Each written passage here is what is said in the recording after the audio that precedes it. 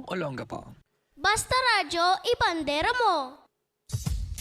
107.1 News FM, Olongapo, Radyo Bandera. A while ago, you heard the song from Casey Concepcion, her version of For the First Time, I Am Looking in Your Eyes. Kasi birthday ngayon ni Casey Concepcion. Ayan, happy birthday sa'yo, Casey! Alright, not Casey Tandingan. Casey Concepcion. Yung anak ni Tita Shawi. Okay? Alright, and hey, those who loves running. Yan, yung mga runner. Yung mga halimaw sa takbuhan. Mga halimaw sa takbuhan. Check this out. Okay, we have this invite for you coming from JCIR Events Management. Ang JCIR Events Management, they engage in various social cause and work for the awareness of people about different issues in health, social, and other pertinent matters. Pero this time, for the meantime, ito muna ang invite nila sa inyo. A running event, okay? It's gonna be held on April 26 at the Subic Bay Freeport Remy Field. Ayan. Merong magiging on-site registration, meron din, ano? Okay? Pero you can choose either 5K or 3K, your call. Register and get your race kit agad. Agad-agad, ha? Okay. This is your sign to show up April 26. Malapit na yan, ha? Now, the question daw, sabi nila, is, are you ready? Ready ka na ba?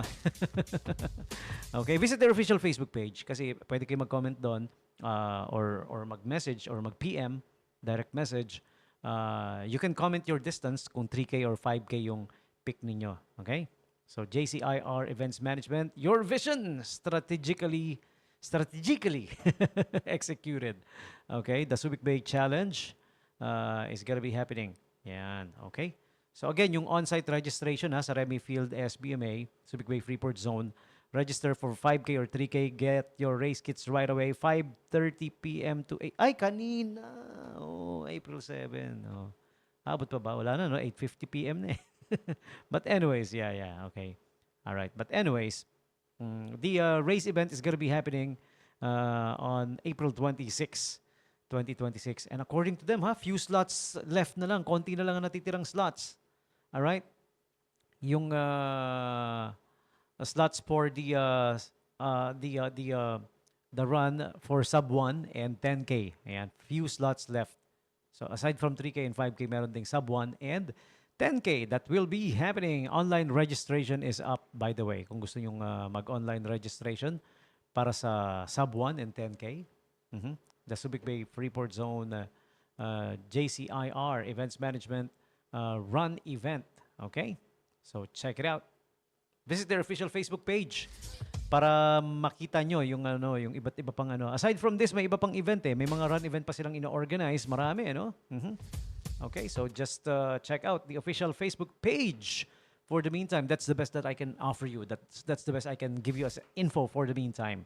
Dahil marami talaga, marami yung event na ino-organize nila. In fact, may iba pang running event na nakaschedule na as early as now for the month of October. Meron, ano? For the month of July ba yun? Okay, I need to open my kopyahan. But yeah, anyways. All right, so catch it. It's going to be happening April 26. The run event organized by JCIR Events and Management. Okay, the Subic Bay Freeport Zone Run. Subic Bay Freeport, April 26, 2026. Online registration ongoing para sa 5K or 3K. Kung may slots pa kayong aabutan, so you better hurry. Okay? Online registration then is ongoing for the sub 1 and 10K. All right? Only a few slots left. Siguro in the future, we will have the JCIR people here to explain further sa inyo. Yung mga tropa natin sa JCIR, they will visit the radio station sa program kong ito, no? Para to explain further yung mga run event that's gonna be happening. Okay? Next up, we have this piece of news from the official page of Olongapo City Public Affairs Office. Yan, masayang pagdiriwang ng kaarawan ni Mayor Attorney Roland C. Paulino Jr. Yan, our dear Mayor. Happy birthday, Mayor, ha? Kaibigan natin yan si Attorney Mayor Paulino, Roland Paulino Jr. Happy birthday, sir, ha? Okay. Dami naming picture niyan. Yan. Pinagdiwang niya yung kanyang kaarawan kasama ang mga senior citizens sa kanilang ballroom dancing sa SMX Convention Center. Yan. Kanina lang to, no? Kanina lang. Kasama ang kanyang ama na si BCDA Director Roland Paulino, Basis Conversion Development Authority Director. Mas lalong sumigla ang okasyon sa saliw ng musika, masayang kwentuhan at sabayang pagsasayaw na naghatid ng tawanan at saya sa bawat isa. Mas naging espesyal ang selebrasyon ng sorpresahin si Mayor ng mga cake at taos-pusong pagbati mula sa ating mga senior citizen na nagdagdag ng init, saya at pagmamahal sa kanyang natatanging araw. Okay? So, isang araw ito ng pagdiriwang, pagkakaisa at taos-pusong pagpapahalaga sa ating mga nakakatanda na siyang nagbigay ng dagdag kulay at saya sa espesyal na kaarawan ng ating mahal na alkalde. Ayan. So, from all of us here at Radyo Bandera 107.1, happy birthday, our dear Mayor, Roland Paulino Jr. All right? Happy birthday to you. That's the latest news. And speaking of latest news, ito naman, latest chika naman. Latest chika naman. Alam niyo ba si ate, what's her first name? Crystal. Yan, si ate Crystal Herrera. Ano siya ngayon, ano? Viral, no? She's all over the internet. Viral na viral, no? Iba-iba eh. Samot-saring reaction kasi eh, yung tinanggap niya nung nag-audition sa Britain's Got Talent. BGT. Okay? She's a Filipina. Well, obviously, dinedeclare ko na, even though hindi niya sinabi dun sa show, who is married to a British guy. Ano? So, sabi niya, nung kumanta siya, tinanong siya, where are you from? Sabi niya, I'm from Halifax, West Yorkshire, in the British accent, no? Which I see nothing wrong. Kung hindi man niya sinabi na she's Filipina, hindi naman tinanong eh. Di ba? Ang tinanong, where are you from? Eh, siyempre, sinabi niya kung taga saan siya. Marami kasing balat sibuyas na naman na kinikriticize siya eh. Di man lang sinabi na Pilipino siya, she's from the Philippines origin. Tinanong ba? Alam nyo, yan eh, ganito na lang yan eh. Pinaglalaban pa sila ni Mati, no? Imbes na matawa, dapat ang reaction, wow, ang saya-saya, dalawang Pinoy. Or dugong Pinoy at least, na nasa BGT. Ganun dapat eh. Yung iba pa eh. Hindi, kay Mati ako. May mga ganun pang comment eh. Kasi si Mati, sinabi niyang Pilipino siya. Si Herrera, hindi naman nga siya tinanong kung Pilipino ba siya o ano. Tinanong kung taga saan siya. Di sinabi niya kung saan siya nakatira, di ba? Eh, married na siya matagal na eh sa isang British guy eh, no? Okay? So yung mga comment ng mga nega, ito sabi pa nung isa, kala mo kung sino. Ayan. Ako nag-comment nga ako dun eh. Sabi ko, alam nyo, suportahan na lang natin siya. Tsaka si Mati, no? Yun dapat ang reaction, di ba? Huwag tayo magtampo sa kanya kung hindi man niya sinabi na Pilipino siya. In fact, yung ginawa niya, the way she sang, alam na ng lahat eh. Parang doon tayo sa parteng, alam na this. Di ba? Proud moment na nga rin yun. Kahit di niya sinabing Pilipino siya eh. Nung kumanta siya, yung style niya, yung the way she looks, the way she sang, alam ng lahat na Pilipino eh. Di ba? Ba't kailangan pa nating magdrama-drama dyan? Hindi man lang sinabing Pilipino siya. For me, meron ngang yun eh, parang extra element of surprise yun eh, di ba? Hindi muna niya sinabi, paano sa mga susunod, di ba? Kung doon niya ibuhos, di ba? At saka, etong hindi nyo alam, hanapin nyo, merong video na nagpapasalamat siya sa mga reaction ng mga kababayan niya sa Pilipinas. Meron. Masyado kayong OA. Galit agad kay Ate Crystal Herrera. Imbis na, ako nung pinanood ko, ang importante sa akin, kumanta siya, ang galing-galing niya, na-amaze ako, the judges were amazed. Salamat sila, wala ako doon. Pinindot ko sana yung golden buzzer eh. Kung nandun ako, bigla ako sisingit eh. Pipindutin ko yun. Tapos sasabihin na, who are you? Sabi ng mga judge, who you?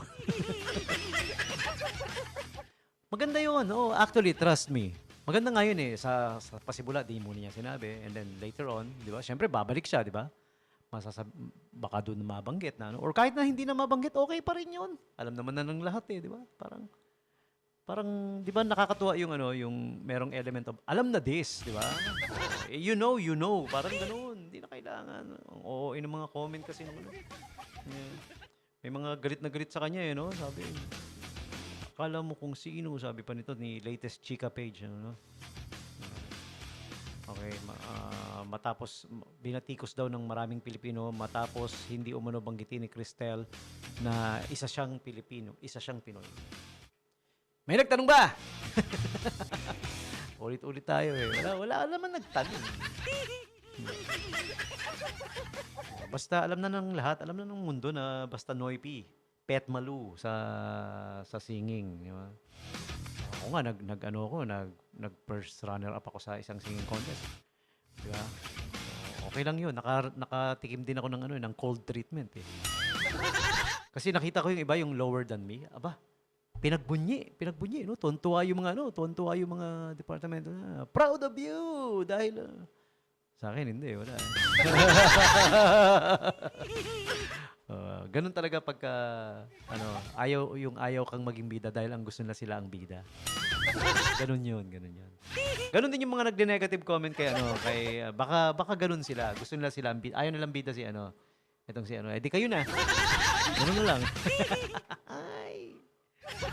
Siya. Ayun, chinika ko lang sa inyo, latest. Pero panoorin nyo, grabe naman si Ate Cristel Herrera. Ang galing. Grabe yung kanyang pagkanta. May mga nag-criticize pa na na parang daw siya, tag doon, parang hindi rin maganda yung pagkakakanta. But amaze yung mga judges. Parang naman, masyado naman kayong... Nobody's perfect. Sa pagkakanta niya yun, even though amaze yung totoo naman. Merong hindi tama doon, merong hindi perfect na pagkakanta. Pero yun yung areglo niya eh. So perfect na rin. Binawi ko bigla yung sinabi ko. Yung style niya eh. Bakit ba? Marunong pa kayo. Ganun yung ginawa niya eh. Ang mahalaga na impression judges and buong mundo napanood yun.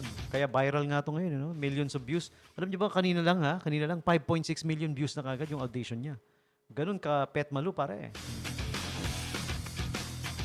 Tsaka hindi naman required na kada puntahan mo, kada gawin mo, Pilipino ako, Pinoy ako. It's okay to be proud to be Pinoy, pero parang pag ganun, papansin naman. Mamaya sabihin, ba't tinatanong ko ba?